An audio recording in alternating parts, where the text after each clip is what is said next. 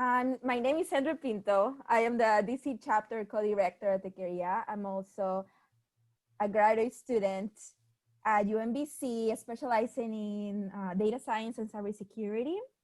And I will be co-moderating this event along with Rory Chinchilla. They help put this event together, and along with Jackie Ore, both members of Techqueria. And when you go to slido.com, make sure you enter the code hashtag LTX, L with a capital letter, LTX Cyber. And as you guys know, we're a minority in many sectors of the tech industry, and cybersecurity is one of them. Even though cybersecurity is a growing field, it's underrepresented, and we're trying to bridge that gap. Let me tell you a little bit about Techqueria. So Techqueria we are a nonprofit serving the largest community of Latinx in tech, and we aim to provide all resources and support so other Latinx in tech industry can thrive and become leaders. Next slide. Oh my God. We have over 7 active chapters in the US and representing the DC chapter. And we have next slide. We have a very vibrant and interactive community in our Slack with different channels, and all the members interact weekly, and it's great. It's a great community. You can join by going to techqueria.org. Join. Next slide. As I mentioned, our representation is very low compared to other ethnicities, especially in the cybersecurity field, as you can see from this chart from the US Bureau of Labor Statistics. And this is why I'm so excited about this event, because I really want to portray all the outstanding Latinx professionals in cybersecurity, learn from their experience, and get some takeaways that we can use and apply in our own careers. So without further ado, I would like to hand this out to Rory Chinchilla. Thank you, Sandra. Hola a todos, me llamo Rory Max Chinchilla. A little bit about myself, I'm a first generation Guatemalan American. First to go to college, first to go into tech. I'm super stoked to be here, and I'm so honored to be part of Techqueria and to be on this panel with such amazing people. And I'm just gonna get right into it. I'm so excited for this, guys. So Rosa, let's start with you. All right, so I'm Rosa Bolger. I work for IBM. I've been on the IT industry for more than 20 years. And this is my first time in a Latinx meeting. So I'm looking forward to meeting all of you. Thank you, Rosa. Chloe? Hi everyone, my name is Chloe Potsland. My pronouns are she, her. I'm a co-lead for Techqueria in New York City. I'm based in New York, and I went to Fordham for undergrad and my master's, and I'm a senior consultant at Deloitte in our cyber risk practice. Thank you, Chloe. Pedro? Hi, thank you for having me. My name is Pedro Peralta. I'm a security architect at a large bank. I have about 10 years of experience in a variety of roles. Native to the city, first generation Dominican, and I went to the CUNY schools here and somehow broke into cybersecurity. Can't wait to tell my story. Thank you, Pedro. Deanna? Yeah, hi everyone, I'm Diana. I have 5 years of experience in information security. I come from a non-tech background, so if you have any questions about trying to pivot into Infosec, I'm totally here to answer them at the end. I started out my career at a penetration testing consulting firm, and I currently work as a senior security program manager for AWS. Thank you, Deanna. And last but not least, John? Hello, everybody. Thank you. My name is John Martinez. I'm a director of technical innovations of R&D at Palo Alto Networks. I've been in the tech industry for about 28 years, a very long time, and specifically been doing cloud security for about the last 10 or so of those years. I'm very excited to be here, and I want to say hi to all of the folks from the Juntos ERG from Palo Alto Networks that are on the call. Welcome. Thank you, everyone. All right, so our first question for the evening is, tell us about your journey into cybersecurity. And let's go ahead and start off with John. Yeah, hi. So yeah, it's a very interesting journey. So like I mentioned, I've been in tech for a very long time, various roles. Very long time of that has been in IT roles of some sort. A lot of systems engineering roles. I'm a Unix guy at heart, so that's what I've done for a very long time. But about 10 years ago, I got involved in the cloud world. I worked at Netflix. Then I went over to Adobe Systems and helped build Creative Cloud for Adobe, large scale AWS implementation at the time. And as part of that job, I was doing a lot of cloud architecture, a lot of tools development for our engineering community inside of the company. It was no surprise that nobody else knew what cloud security was all about, what the best practices were for AWS. We didn't know, right? So we had to really figure that out and invent it ourselves. So that's kind of my entry into the cybersecurity world. Thank you, John. Rosa? Yes, so many years ago, I came from Mexico. I graduated in Mexico from computer science, and I did point of sale for a big drugstore chain. All of a sudden, I get married, I relocate to New York City, and I have to start all over again. So I left a very successful job, and I started doing babysitting jobs and things like that because I did not speak English when I moved to New York. Out of that, I went for a master's in telecommunications, and through that master's in telecommunications in New York, I got into IBM. My job was always about, very similar to John, doing Unix server, doing content hosting for Unix servers, doing Olympics games, US Open, PGA. I specialize on high performance, high availability. And when they started attacking our servers, I had to develop cybersecurity skills. And that's how I ended up here. So my journey has been a little bit bumpy, but very enjoyable. I prefer that. I think that's when we're alive, right? When we have ups and downs. So I really enjoy the ride. From babysitting to cybersecurity, anything is possible. Chloe? Yeah, so I went to undergrad at Fordham and I studied information systems, and Deloitte was recruiting on campus when I was a junior. I read about the cyber risk internship. I thought it sounded interesting. I didn't have a ton of experience at the time. I was working at the IT office at school and just doing really basic stuff with helping professors out with their technology needs, which I really enjoyed. And I really liked that aspect of what I didn't know at the time was kind of client services work. And because as an undergrad, I was in the business school, doing consulting was a natural fit for me too. And I mean, also I didn't really know what consulting was. I remember as an intern, I was like, why are they sending me all over the country? I don't understand. Shouldn't I just it doesn't make any sense. And I had a friend who looked at me and they were like, do you know what consulting is? And the answer was no. But from there, I signed a full-time offer.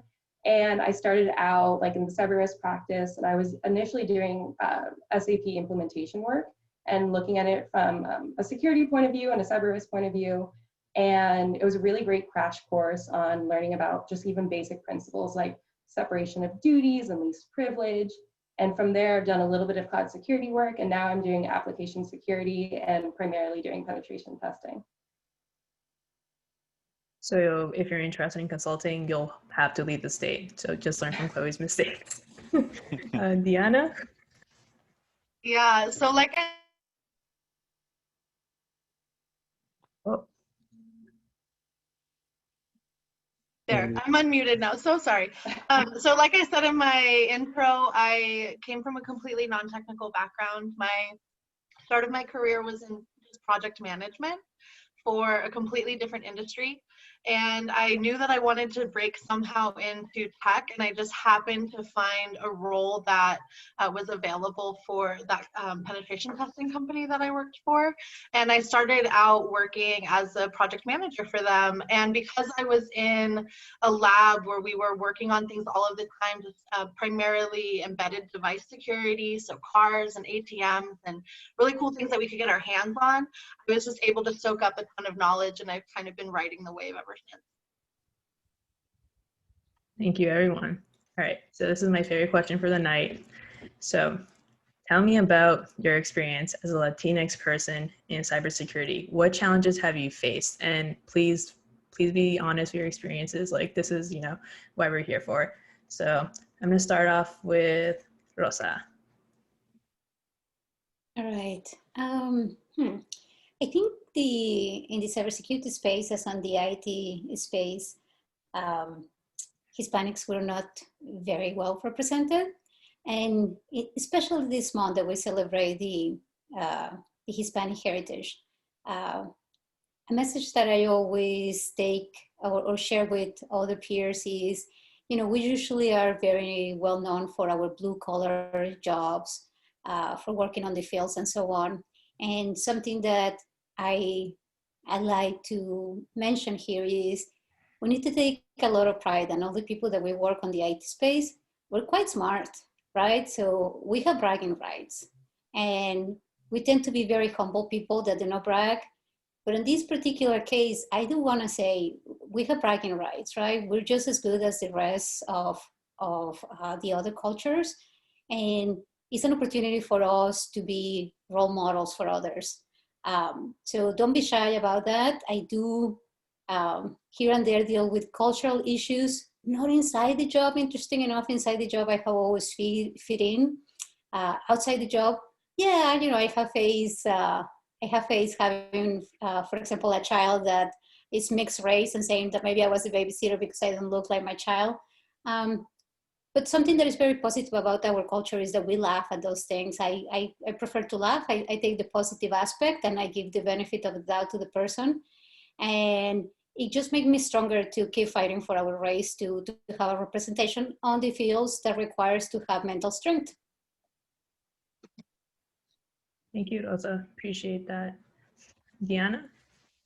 Yeah, so I have a couple different things that kind of make it challenging for me, right? Like I present very femininely. I am non-binary and queer. I am also Latinx, but I look white, so I have to legitimize my identity a lot of times. I think it's been very difficult at times in Infosec in general for minorities, just because there are so few people, right? Like I go to a lot of conferences, I help run a lot of conferences, and there's like barely ever anybody else who's like me, or we're a very small subset. We just stick together because we need each other. So it's been a little bit difficult to feel like an outsider at times. But I think the fact that we're having conversations around it and organizations like Techqueria exist help create more space for us and more access to some of the things that we need in InfoSec, and then also just make us feel like we're not so other after all. Thank you. Pedro. So I guess it's a mixed bag that I think just due to folks pattern matching, I've been mistaken for janitorial services or security guard. I just don't let it bother me. I don't think it's malicious. It's somewhat again undermining unconscious bias. But I mean I try to look at some of the positive things, like me being a native Spanish speaker has enabled me to do different kinds of work, and others may not have that opportunity. And I feel when you bring different perspectives, whether it's your culture or your life experiences, then that's definitely a value add, and it makes it easier for you to do great things at a company. So I think that's important to highlight. And sometimes folks are kind of, I don't know what it is. There's sometimes surprises, like, wow, like that's great. It's like, well, you should expect greatness from everyone, right? Like it's not specific to one group. And I've been very fortunate that a lot of the environments I'm in have been very supportive of that.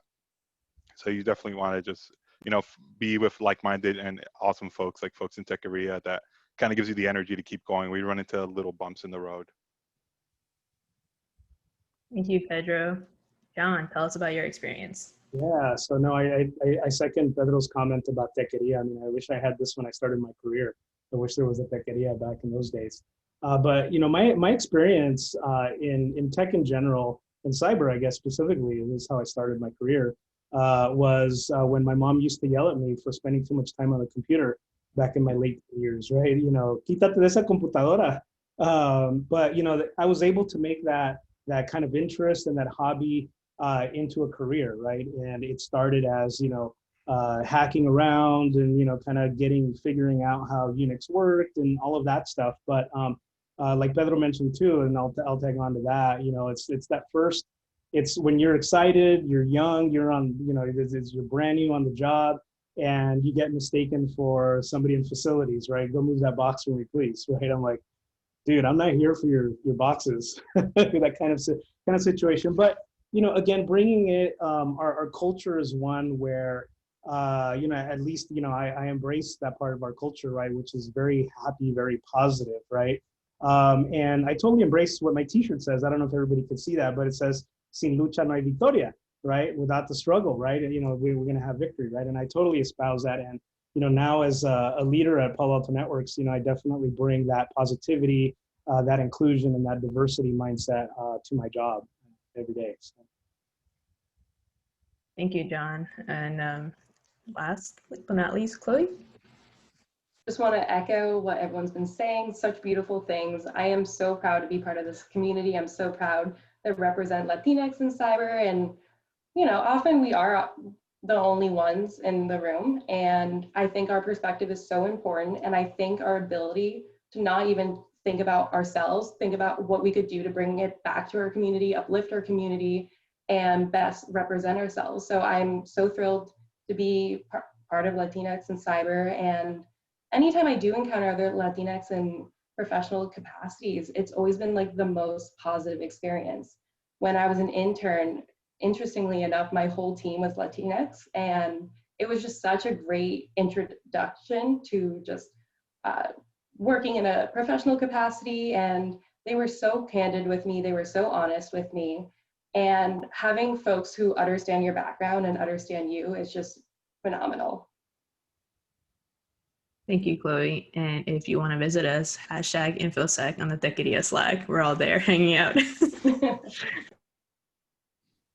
Okay, on to the next question. So this is probably the question why everyone is here, and like, you know, the information I want to find out is just like, what advice would you give to folks trying to break into cybersecurity, you know, coming as a boot camp grad, as a new college grad, as someone who's changing their career, you know, a mid-level in their 30s and their 40s? What can you tell them to help them out? And let's go ahead and start with Deanna. Yeah, so I think this advice was given to me when I was struggling with my own sense of imposter syndrome, because I like don't know how to execute a lot of work. Like, you know, I'm a manager, I'm not a hacker. So somebody told me that you need 3 things, and you have to come with 2, but the third one can be taught. So it's hard skills, so the technical skills that you need, soft skills, so how to time manage, organize, communicate, you know, how to really drive project success. And then the third, just being passion and enthusiasm. Of those 3, just make sure that you have 2 covered, right? And I think that, like, when I came into the field, it was the soft skills and the passion. And then I'm learning the hard skills as I go. But just pick 2 and go with that, show that passion and enthusiasm that you have, develop those hard skills if you think that that's what you need, and then don't worry, because there will be space for you to develop the third. Thank you. Pedro, what do you have for us? Sure. I've come across this question and look at it quite frequently. So I guess I used to say be technical, but I think it's more to dig into the details, right? Because I think there's a variety or a spectrum of different levels of skills that are needed. Cyber is such a diverse discipline, so don't be afraid to dig in a little bit. One, because you will learn a lot more and you'll enjoy the work, but 2, you can add more value from the business standpoint. The second thing is that I guess on the surface, at least when I started, I was just thinking like stop hackers or become a hacker, right? Or, you know, break into things. And that's not what Infosec is in a sense. We're here to enable enterprises and businesses to continue functioning and working. And in different industries, there's different kinds of risks, right? So financial services, you see fraud and things like that. Tech companies have their own challenges. So not that you have to have a deep understanding of the business in itself, but consider that you're not just doing cybersecurity for its own sake, you're doing it to support a business. And the third thing is networking. So go talk to people virtually or in person, go to conferences. I remember when I was getting into Infosec, I used to lock myself in a room and just play with Kali Linux and, you know, just keep listening to podcasts and playing around. But I got a lot of value out of just going to conferences, talking to people, going to CSOL in New York, which is like a big cybersecurity conference for students. So I think that's where you'll get the most, I guess, advancement and, you know, return on your time, right? Talk to people, dig into the details, and consider that InfoSec is in its own little bubble. It's of global importance, and it's in support of our companies, institutions, and everything else. Thank you, Pedro. So in short, go to Techqueria and make friends. Chloe? Yeah, so I would say my advice is, as it's kind of been mentioned, cyber is super diverse. It's very huge. There's a lot of like specialties and subspecialties. And my advice would be to try to get a good sense of what you're interested in. There's threat intelligence, there's cloud security, there's application security. I worked a little bit in vulnerability management, and there's a lot of overlap between AppSec and VM. So my advice would be to try to get an idea of what interests you and to try to just drill down a little bit, learn more. There's 100 tools associated with everything. So that would be my advice. Thank you. John? Yeah, so I mean, I think, you know, there's a huge amount of value in what we were talking about in terms of the soft skills and the networking. And I find that, you know, the security field, cybersecurity field is very much about, you know, the networking and getting together and sharing. I think that's a huge part of it. Coming from my background, you know, what I will say a little bit is, you know, a dig deeper. I come from and I work in a development environment, so I kind of take that slant on cyber. So definitely get deeper into, if that's kind of your thing, whether you want to get into, you know, certain branches of cyber, like DevSecOps is an example. You know, it's a very big field that's growing, and it's growing in a really exponential rate, right? You know, so get deeper into your Python coding skills, et cetera, right? You know, that's going to serve you very, very well. And I think as cybersecurity folks, you know, we're tinkers, right, at heart, you know, so it's definitely all about playing and tinkering with the environments. Like, for example, I come from the cloud world specifically, right? So it's all about, you know, let's see how, and sorry, Diana, how do we break AWS? We can't, by the way, I tried. Yeah. So anyway, that's my advice. Thank you, John. Rosa? Yeah, so I believe that Latinx are people that are made specifically for this field. I think we are so fit because our culture developed two qualities. One of them is being resourceful, and the other one is being resilient. And those two are fundamental elements of cybersecurity. You have to be very resourceful because there is not a single path to deal with an incident, right? And you have to be very resilient because it's a very tough job. It's not an easy job. You have to be very smart to do this job. So for me, we have an advantage over many others because we are born with those qualities, and our families make sure that we develop them well. So in that sense, I believe that Latinx is a perfect fit for cybersecurity. My biggest advice would be that when you go for interviews, when you're looking, you know, for a job on this space, don't leave the interview without asking for feedback. And out of Diana's comments, I will ask for feedback exactly on those three areas. Give me feedback on my soft skills. Give me feedback on my hard skills, on my technical, and give me feedback on my self-driven, my leadership skills. That last one, there's a person in this room that, you know, he's a manager now because he happens to have all three, but the most important one of all three, in my opinion, is leadership. Be very confident. You have everything within you to succeed.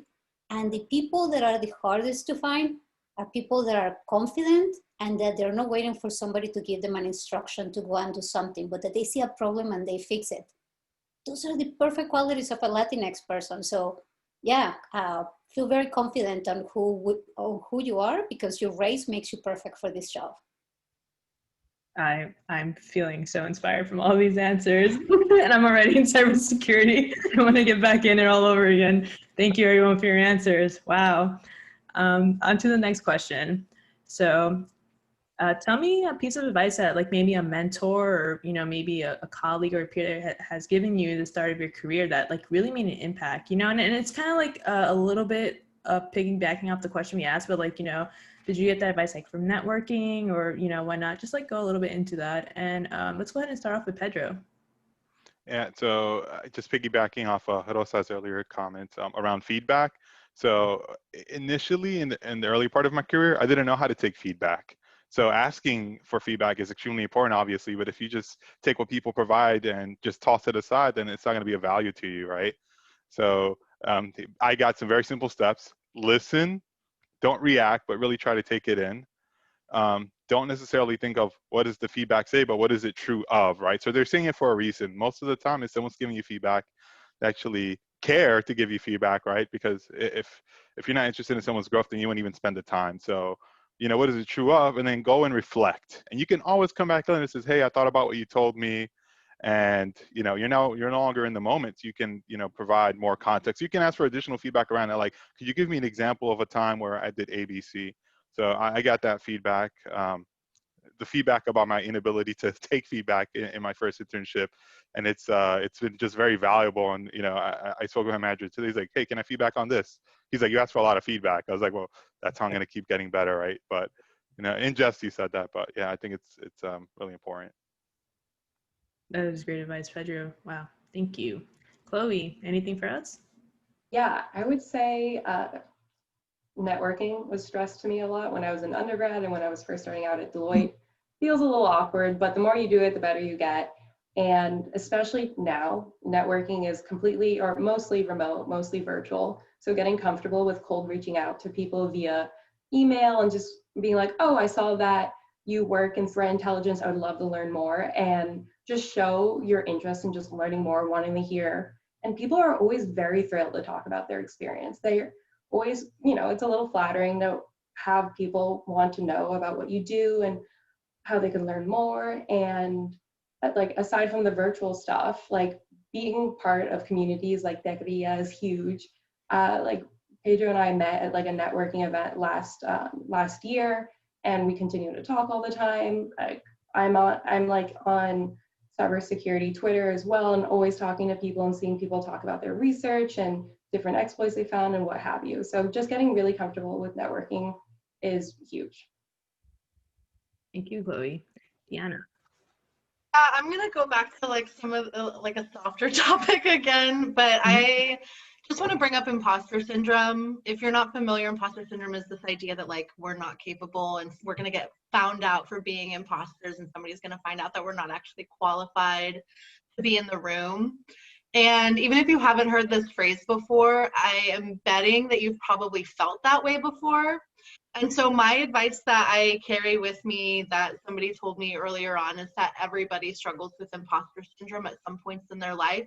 I would bet you everyone on this panel has felt that way at certain times. Yep. And so hopefully realizing that everybody in the room feels like they're an imposter sometimes too helps you realize that nobody is an imposter and you have just as much of a right to be there as anybody else. Absolutely. If you're hired, you're there for a reason. You belong just as anyone else. Exactly. Thank you, Deanna. Yep. John. Yeah, I'll go with, and it builds on top of all of the comments so far. I'll go with something that I struggled with early on in my career, and that was asking for help.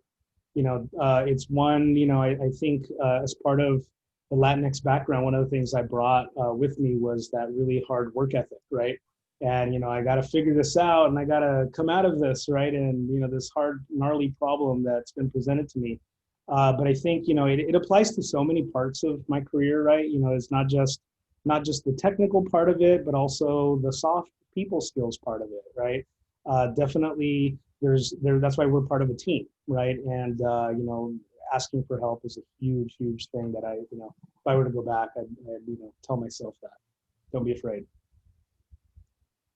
Thank you, John. Rosa.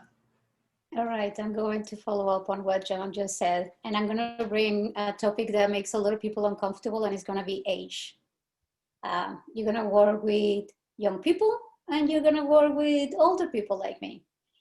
And for the ones that we are later on in our careers, it's all about giving back, right?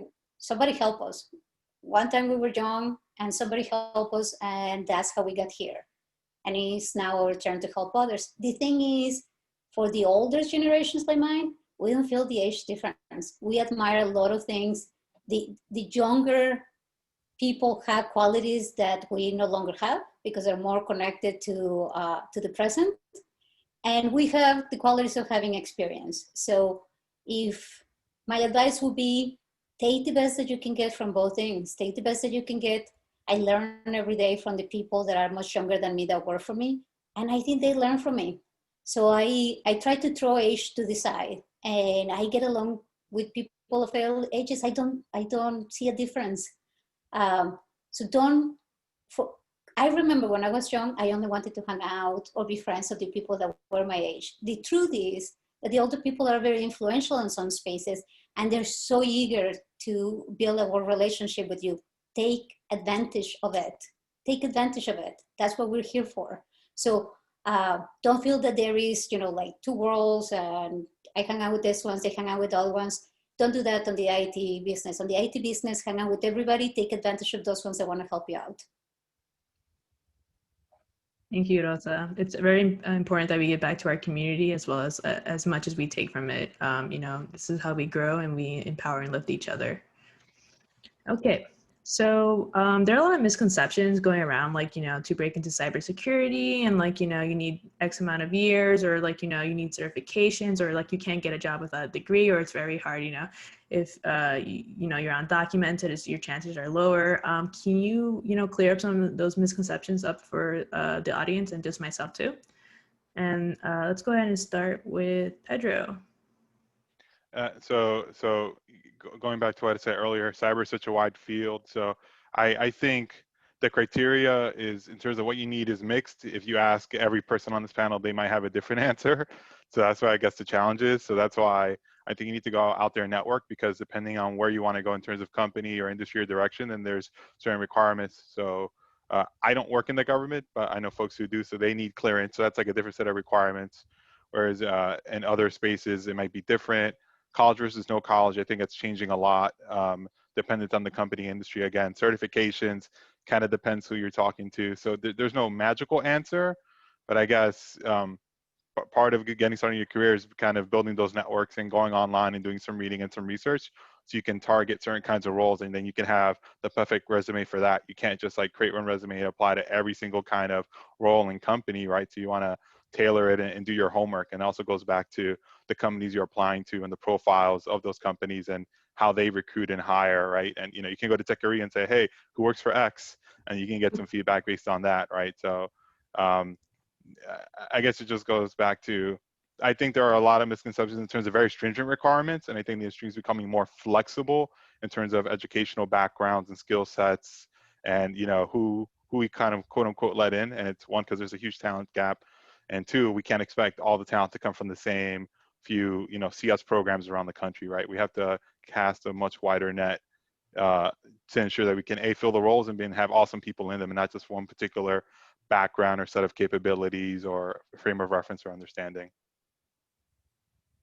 Thank you, Pedro. Rosa. All right, I'm going to go back to the word resourceful, right? In the line of business that I am, if you need to have a work permit in order to work for the company that I work, I think that's pretty much everywhere in the US. However, we are so desperate for cybersecurity resources that we hire worldwide. And there are many countries where they are a lot more friendly with people, with immigrants. So I have a friend of mine, I knew him through my job, through the company I work for, that he couldn't work for the US, but he wanted to get out of Mexico. What did he do? He went and worked for Canada, and we hired him out of Canada because the immigration process was easier for Canada. So resourceful when it comes to the legal part. Yes, you can do this legally, and all you have to do is, see from where do you need to work. But the demand of cybersecurity resources is worldwide. We hire them wherever we can find them. So that would be my biggest advice on that space. And I will say, I'm going to go back also to the leadership or the self-initiative. If you don't have, I have a bachelor's degree and a master's degree. I have people above me that don't have a degree, and they're so much smarter than me. And I admire them so much. So degree, no degree, doesn't matter. It's about how deep do you want to go on your skills. And today, most of the jobs offers you education. So the sky is the limit, in my opinion. So don't worry about the degree. Do worry about that once that you're in the job, you're gonna try to be one of the best ones. That would be my recipe. Thank you, Rosa. I need to learn how to cook that tonight. Deanna? Yeah. So I think a lot of my friends don't have degrees, so I think I take like a pretty like liberal stance that you don't need to have a certificate or a piece of paper to qualify you to be in this industry at all. I think if I can give like practical advice, it would be to just work on projects.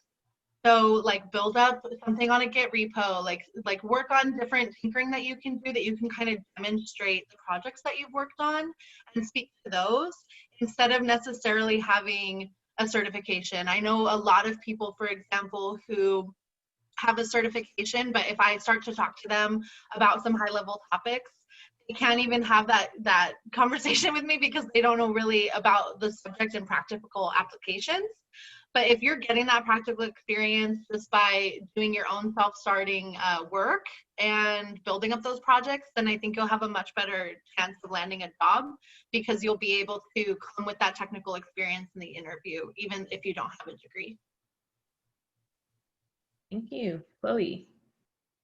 Yeah, just again, echoing everyone else, I think we've made it clear that there's no wrong way into cyber. We have such different backgrounds. We all came in different ways. I came in, via university, but there's so many different ways. And as I mentioned before, cyber is huge. There's so much you could do. There's privacy, which is, I wouldn't say like the most technical, but it's super imperative. And there's GRC work. And like throughout my time at Deloitte, I've done very strategic work about like cybersecurity, like strategic plans and operational plans. And now I'm doing more technical work where I'm actually performing penetration testing. And it just goes to show that you need to be flexible, willing to learn, because there's so much to learn every day. I'm just astonished by how much there is to learn. And I love it. I think it's a really fun challenge and never disappoints in that capacity. Thank you, Chloe. Yeah, I feel that GRC and privacy and compliance roles are very much overlooked, but there are tons of jobs in those niches in security, so don't overlook those jobs. John? Yeah, no, I'm actually gonna piggyback right on that, and the word that I was gonna use is flexibility. So that'd be my biggest advice in this career for me has been being flexible and staying flexible. For example, I'll go back to when I talked earlier in the intros where I talked about, yes, I was doing cloud architecture, but we needed to go and figure out this whole security aspect of the cloud, right? And actually the entry point into cloud security for us was all about compliance. And it was about, hey, I think, it's a SaaS service, so I think we should probably go do this SOC 2 thing, whatever the heck that is, right? And so the challenge came to me and my team where it was like, okay, well, this is great. We're a bunch of, tools developers, right? So how do we take something as like nebulous as a SOC 2 certification and bring our development focus to that? And we just automated everything. That's what we do, right? And so, that we took that on as a challenge, and that flexibility is kind of, at least personally, and the piece of advice that I would give is stay flexible. And, that's how I am in cybersecurity and cloud security. So, yep. Thank you, John. All right, I want to thank all the panelists for answering our moderated questions. It looks like we have a ton of Q&A, so I'm going to wrap this portion up, and I'm going to hand it over to Sandra. Again, thank you so much, everyone. Thanks, Rory. Thank you, Rory.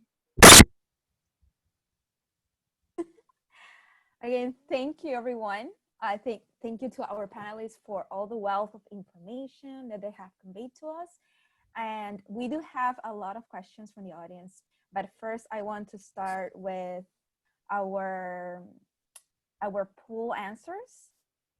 So share, how many years of experience do you have in cybersecurity? So it seems that many have at least 1 year, and there are a few that are 30% that are actually thinking about breaking into cybersecurity. So that's very interesting to know, right? So now let me go with the first question. What certifications, courses, skills are more relevant to keep up to date with the ever-changing cybersecurity profession? So we can start with John. I think I'm a bad one to have that question asked of.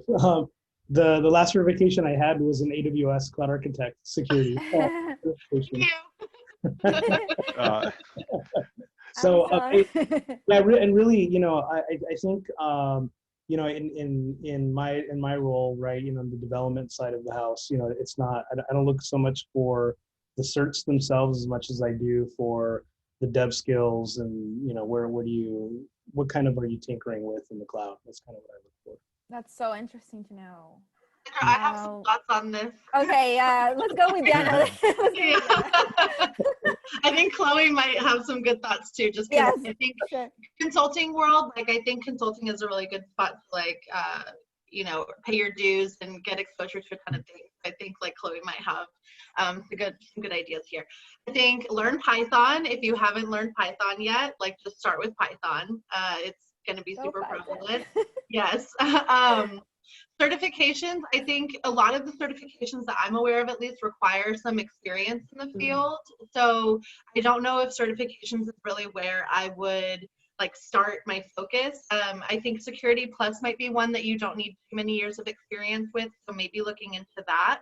But as far as tooling or technology or methodologies, I'm gonna just copy what we've been saying this whole time, which is network and get exposure. I think Infosec Twitter is a really great place to start because people are constantly talking about projects that they are working on, so you can get access to their GitHub and collaborate on different projects. You can learn about new exploits, specifically for blue team activities or offensive security activities. I think those are two areas where I would really just focus on, because you can see what other people are doing and see if you can mimic it in your own work.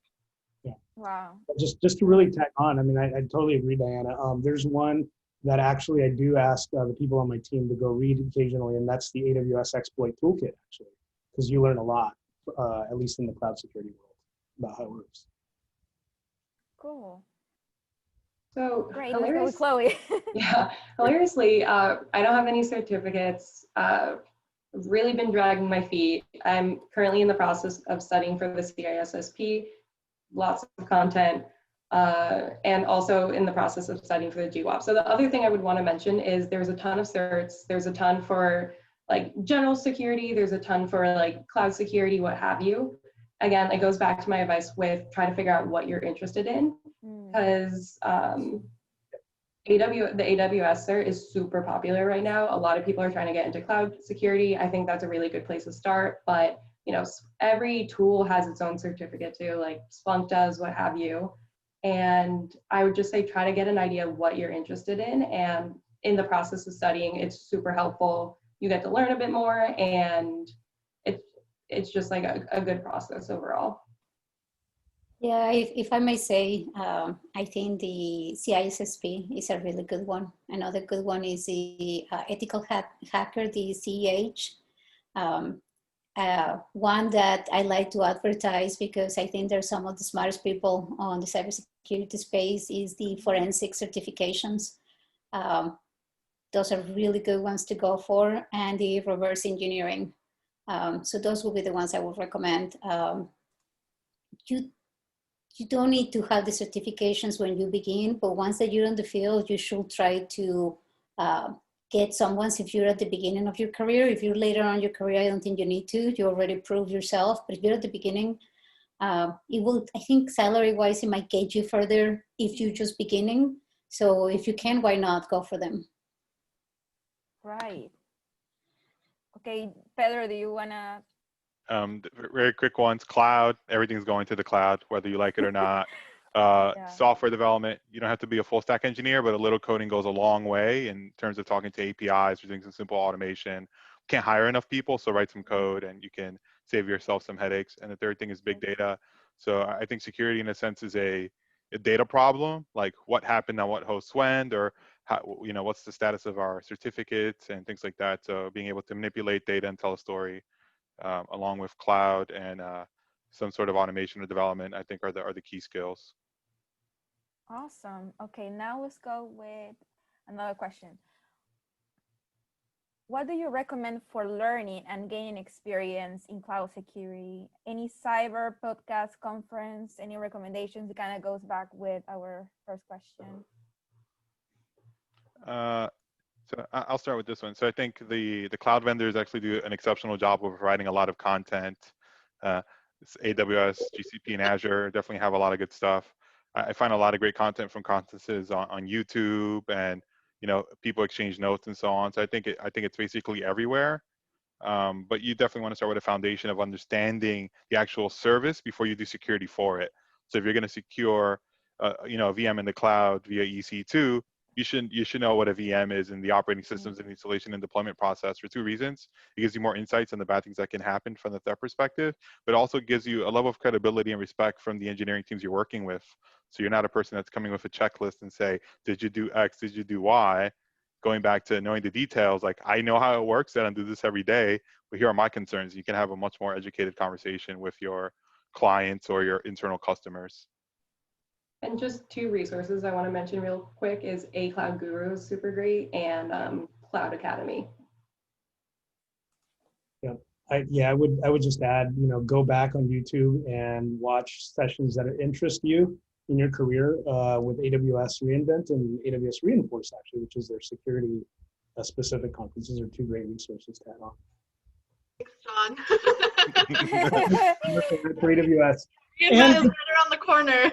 and the GCP and Azure equivalents. Right. I do have to say that on the SAN certifications, they have scholarships. I was not aware, but I want to make everybody aware that especially for young professionals, you can save quite a bit of money. And what they do is you volunteer to maybe pass some of the documentation around the room. And by doing that, you save $6,000 or $7,000 for that certification. So Google SAN scholarships and you'll find them and apply for them, because those certifications are very well known in the market, and it will get you further. Great. Those are so helpful even for me. I'm gonna be looking into that. Do you have any advice for people who are interested in cybersecurity, who are switching over from software engineer or any other department? Any advice for career changers? Kind of goes back to most of the questions. Yeah, I'm going to start by the comment that John made. John and I come from the same background, and I didn't know that until he made the comment about Unix. I'm a Unix person. So once that you understand TCP/IP, you can do cybersecurity on the technical side of the house. But you need to understand how the packets are traveling, and if you're going for that, if you're going for data privacy or compliance, you don't need those sort of skills. You can go with soft skills. So you have to decide which of the two skills you want to. If you really want to stay techie, you can be a software development. I did software development. But really the ones that helped me the most to move to cybersecurity were my system administrator skills. I knew exactly how system administration worked. So it's such an easy move if you have technical skills to move into cybersecurity as a techie. Okay, I just want to remind you, we only have 10 minutes left. So if anyone wants to go and answer the question, this question, and so we can go to the next one. Yeah, I just have one comment on that, Sandra. And I think also, like, one thing that I think really differentiates people who are trying to do offensive security from the people who are developers is that kind of like attacker's mindset. And I think that can sometimes be a little bit difficult to teach. And so I just want to say, like, developers are breaking things, or the developers are making things, and the offensive security people, the red teamers, the hackers are breaking things. And so I would really try to look at different snippets of code and see if you can go and try and figure out where vulnerabilities might be there. Maybe you join a different bug bounty program. There's several bug bounty programs available out there, and you start trying to use Burp Suite, or you start trying to look at different ways of just building up that mindset, because ultimately the people doing offensive security are the ones who are trying to break things apart and trying to like break that puzzle. And that's a really difficult skill to have innately sometimes. So you have to just develop it by putting it into practice. Okay, so I guess let's go to the following question, to the next question. As a fellow, so this is someone that's already in cybersecurity. As a fellow information security practitioner, how or what ways can I be an ally, a partner? I have a lot of thoughts on this too. Okay, go ahead. Okay, I just gave a talk about this last weekend. That's so funny. So one way that I think that you can really be a great ally is one, when it comes to like that famous quote, like mansplaining, right? So not being somebody who might mansplain. And the way that you avoid that is by just asking if somebody needs something explained to them, or seeing if they're asking you. I think a lot of times, like, we're so passionate about the work that we do that we might just like dive right in and want to tell you everything that we know, and it's coming from a good place. But if the person didn't ask, like, that's just not going to be a successful conversation. The second way that I think that you could really help would be by speaking up when you see things that are just not okay. A really good way to question if you don't like something, if somebody's saying something racist or transphobic or anything else, would just be to say, I don't think I quite understood what you meant by that. Can you explain? And a lot of times it'll kind of catch the person off guard, but it might lead to a conversation where you can talk about ways that their language might have been really othering to some of the minorities in the room. And then the third, sorry, I'm kind of going on a soapbox, but the third would just be to make sure to create safe spaces for people. So advocate for safe spaces to exist. With all of us being remote, I'm sure that like or Discord channels or Slack channels or whatever else, I think that we should be allies by advocating for spaces to exist where people from minority groups can hang out together and like not need to like perform for people who are not part of that group. So those are three key ways I would say. There are so many more, but those are three. Yeah, but those are so like helpful. I mean, so insightful. Thank you so much. Yeah. So anyone wants to add anything to what Deanna said, or we can move to a final question?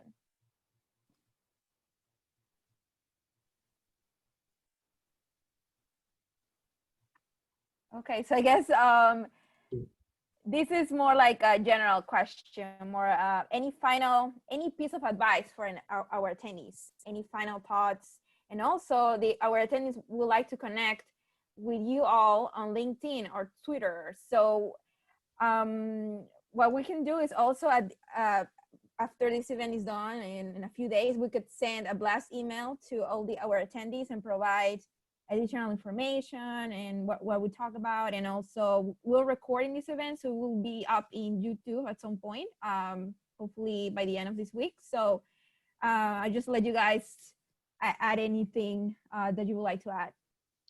Yeah, just really quickly for me, you know, at this point in my career, mentorship is a huge part of that. And, you know, happy to talk to anybody out there. I would say though, join Techqueria and you'll find me on Slack on Techqueria. It's the best way. Awesome. Yeah. The Infosec channel. Yeah, and I guess to piggyback off of John, and you know, John and I are having a little Slack war in the Techqueria channel. I chime in, he chimes in, it builds all the way up. In the past, I've been quiet more recently, but I think you also just be comfortable bouncing ideas off of other people. So I think everyone has a different set of capabilities and understanding in certain areas. So if I have a particular question around like a technology or a product, I reach out into my network. So you don't necessarily have to always get advice from mentors or people more senior than you, but just look at different places in which you can get the information that you need, right? And it's okay to have more than one mentor, right? You can't have 50, and you know, it's a relationship you have to manage and all that. But in a certain way, everyone on this panel is my mentor and like a mentee. So it's like a back and forth relationship. And the conversation doesn't stop here, right? Like we said, you know, you have our names, you can find us. I'm sure you guys are very sharp, you know, security professionals or aspiring professionals. But I guess the last piece of advice is that think about where you want to go or where you want to be 5 year and then 5 years out, and then have a plan to get there. And the key thing is that you may not follow your plan, but at least you have some sort of direction. And then you can always, make adjustments on your journey to where you want to get to. And then sometimes you might throw the plan out completely, and that's okay. But having some semblance of an idea, like I want to do X, and how do I get there? And you map out a plan, that gives you the capability to have really intelligent conversations with prospective mentors, with other folks. You actually have done some homework. It's like, I like this, I want to do Y, instead of like, teach me InfoSec. It's like, okay, where do I start? That's like such a broad question. So I think, do your homework, and then you will find that people will go above and beyond to help you. So those are my key things. What up? Yeah, I have. Would you like, Diana? Yes. Oh, sorry. So of course, network, like you're already doing the right thing by being here, like join Techqueria if you haven't. But I think also the fact that we are so virtual this year is a really amazing blessing in disguise, because so many information security conferences are going virtual, and that means that you can access so much information. Many of them free.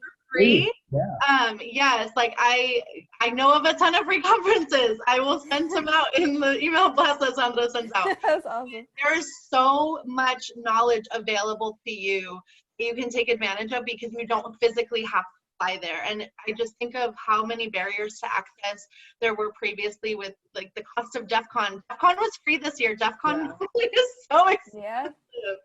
So take advantage of that. I'm going to do a quick plug that this Saturday is B-Side Seattle.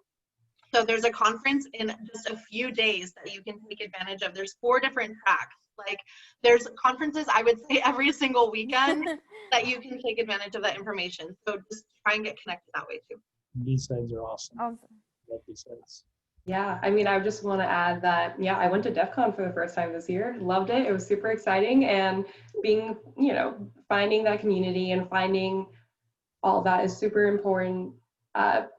Anyone who's like early career looking to break into cyber, please feel free to reach out to me. Like it has been a really interesting road, and I've learned a lot. I've made a lot of mistakes, and I'm so excited to talk about it with other people. And yeah, it's also really great to be here with all of you tonight. And also, the thing I wanted to mention is a little tip is to try to pay attention to cybersecurity in the news. Super important, super relevant. There's always so much going on right now.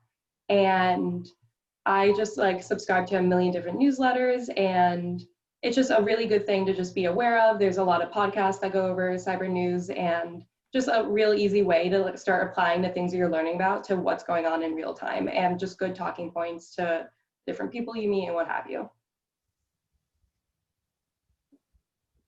That's so great, Chloe. Thank you so much.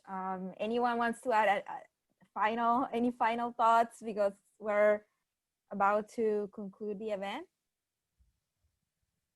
Thank you. Virtual hugs, everybody. Yes. We wish we could be in person. Thank you for having us. Yeah, So thank you. We want to Techqueria team, all of us, we want to thank our panelists. It has been an absolute pleasure to have you guys tonight with us tonight, and really appreciate all your expertise, sharing all your expertise and time.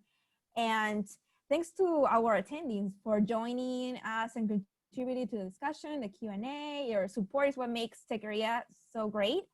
And I would like to take this opportunity to thank Jacqueline Ore and our friends at Full Stack Cyber Bootcamp.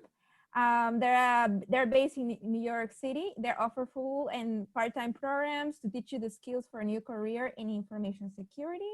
And thank you for their support in tonight's event, and they provided a small token of appreciation for our panelists. So wait for that, guys. You will get our email. And if you want to check out their website for free intro classes, you can go to cyber@fullstackacademy.com.